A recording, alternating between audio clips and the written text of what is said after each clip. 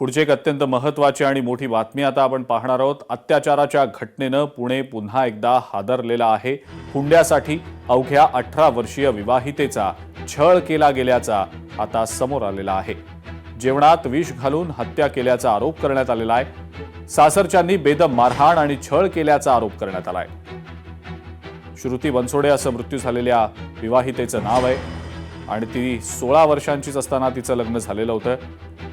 श्रुती बनसोडे आणि बुद्धभूषण गायकवाड यांचे प्रेम संबंध होते। पोलिसात तक्रार केल्यास मुलाच्या घरच्यांनी मुलीचे व्हिडिओ व्हायरल करू अशी धमकी दिल्यानं बदनामीला भिवून आई वडिलांनी लग्न लावून दिलं। नवरा, सासू सासरे आणि दीर यांच्याकडनं या तरुणीला प्रचंड मारहाण आणि छळ तिचा केला जात होता। या तरुणीला जेवणात विष घालून मारलं गेलं असा आरोप सुद्धा तरुणीच्या आई वडिलांनी केलेला आहे। या प्रकरणी गुन्हा दाखल करून घेण्याची मागणी आता नातेवाईकांनी केलेली आहे आणि याच संदर्भातली अधिक माहिती आपण जाणून घेणार आहोत। अमोल धर्माधिकारी आपले प्रतिनिधी आपल्या सोबत आहेत सध्या फोन लाईनवरनं। अमोल, काय नेमका हा सगळा प्रकार आहे? कारण 18 वर्षीय विवाहितेचा छळ केला गेलेला आहे हुंड्यासाठी आणि तिला जेवणात विष घालून तिला मारल्याचा आरोप केला गेलेला आहे। सगळा धक्कादायक प्रकार आहे हा। काय नेमकी माहिती आहे याबद्दलची? अजिंक्य, पुण्यातील कोथरूड भागामध्ये हा सगळा धक्कादायक प्रकार घडलेला आहे। मुळामध्ये जी तरुणी आहे तिचं 16व्या वर्षीच लग्न झालेलं होतं आणि त्यानंतर सातत्याने तिला सासरच्यांकडून हा त्रास दिला जात होता आणि त्यामुळे कुठे याची वाच्यता केली तर जीवे मारू अशा पद्धतीची धमकी सुद्धा सातत्याने कुटुंबाकडून देण्यात येत होती आणि त्यामुळे तिचं जे माहेरचं कुटुंब आहे ते याविषयी बोलत नव्हतं। मात्र शेवटी या संपूर्ण त्रासाला ते कंटाळलेले होते आणि त्यानंतर तिचा दुर्दैवी मृत्यू झाल्याची धक्कादायक घटना ही समोर आलेली आहे।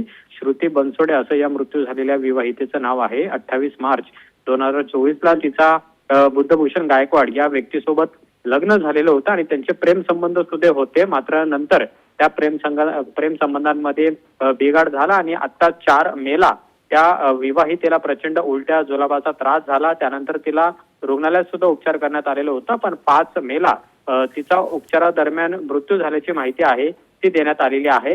या संपूर्ण प्रकरणावरती तिचे जे माहेरचे आहेत त्यांनी सासरच्यांवर आरोप केलेला आहे। प्रचंड मारहाण आणि सातत्याने छळ ही या तरुणीची केली जात होती आणि तिच्या जेवणात विष घालून तिला मारण्यात आल्याचा आरोप आहे तो सुद्धा केलेला आहे। या प्रकरणी अद्याप गुन्हा दाखल झालेला नाही आणि त्यामुळे पोलिसांनी या संपूर्ण प्रकरणी सासरच्यांवर गुन्हा दाखल करावा अशा पद्धतीची मागणी आहे ती सुद्धा कुटुंबियांकडून केली जात आहे। अमोल, सासरच्यांचं याबद्दलचं काय नेमकं म्हणणं आहे? कारण इतके आरोप केले गेले त्यांच्यावर आणि अत्याचाराचा आरोप केला गेलाय, हत्येचा आरोप केला गेलेला आहे। या सगळ्यानंतर सासरच्यांनी काही त्यांची बाजू मांडण्याचा प्रयत्न केलाय का? कारण सगळा धक्कादायक प्रकार वाटतोय हा।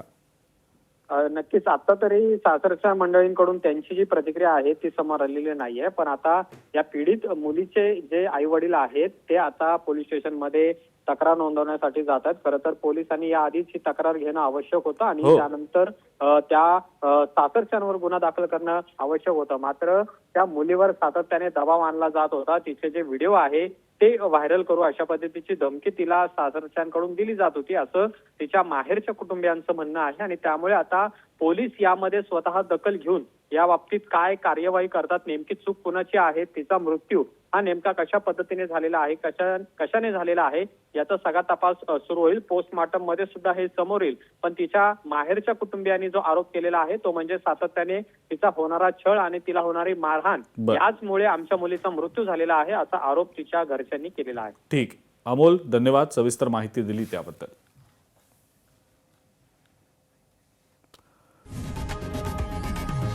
लोकशाही मराठी ऐका, पहा, जागरूक रहा।